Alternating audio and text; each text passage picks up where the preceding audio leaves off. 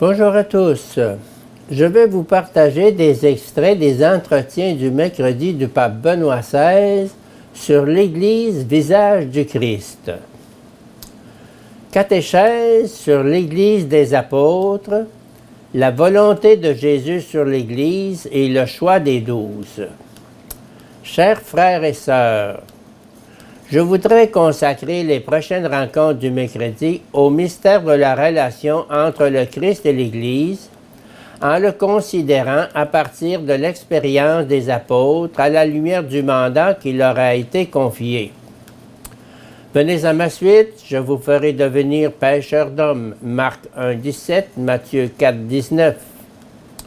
Je voudrais montrer que c'est précisément la lumière de son visage qui se reflète sur le visage de l'Église, Confer Lumen Gentium, en dépit des limites et des ombres de notre humanité fragile et pécheresse.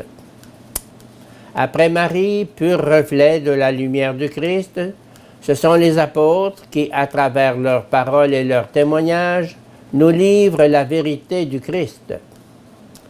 Dès le premier moment de son activité salvifique, Jésus de Nazareth tente à rassembler le peuple de Dieu. C'est pourquoi l'interprétation individualiste proposée par la théologie libérale de l'annonce que le Christ fait du royaume apparaît unilatérale et privée de tout fondement.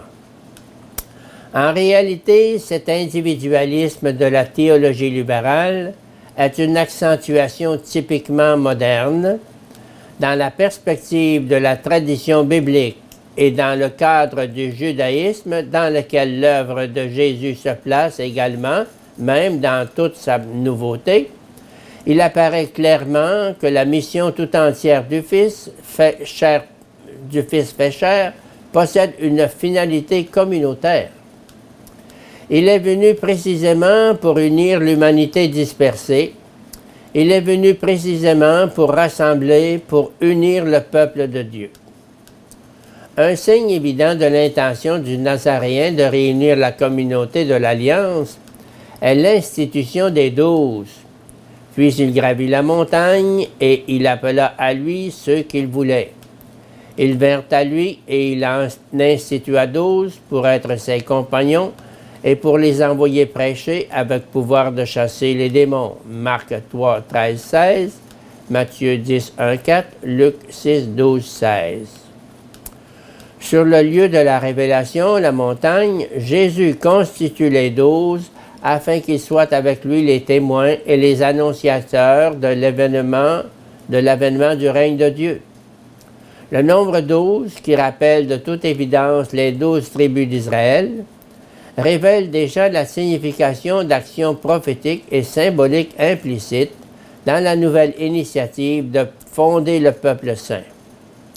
Le système des 12 tribus ayant disparu depuis longtemps, l'espérance d'Israël en attendait la reconstitution comme signe de l'avènement du temps eschatologique.